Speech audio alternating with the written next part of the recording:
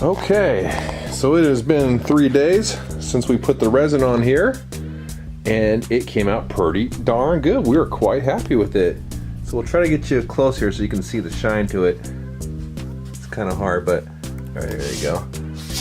So if the light's directly on it, you're gonna get kind of weird streaks and stuff like that if it's super bright, but basically you're gonna hang it on a wall or put it somewhere. You're not gonna have like a spotlight on it. So, and even if you did, it'd be fine unless you're, only when you look at it, try to get an angle to show you what I'm talking. Yeah, see if you get like this angle, I mean, it's so shiny that it's hard to see the picture, but ultimately though, it really brought the color back out compared to once it was dry. It looked so much duller that I was worried, but I'll go around the pole here. You like our pole? Nice pole, huh?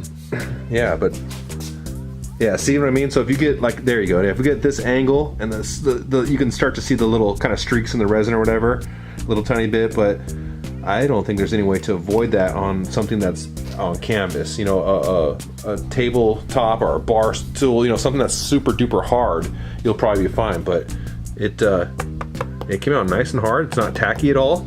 It's got a nice protection to it, so we're very, very happy. And look at this. Here's the resin that dried on the bottom of the cup. Obviously, we're gonna have to cut these cups off, the razor blade, or they might pop off. I don't know, but we'll deal with that later. But anyways, all the resin hardened on the bottom right there, so we'll probably peel that off and save it. We're gonna make jewelry. Who knows? We might use it for that. But anyways, yeah, we're really happy. Came out really good, nice and shiny, and yeah. So like, subscribe, water, feed, sunlight, all the good stuff. We'll see you in the next one.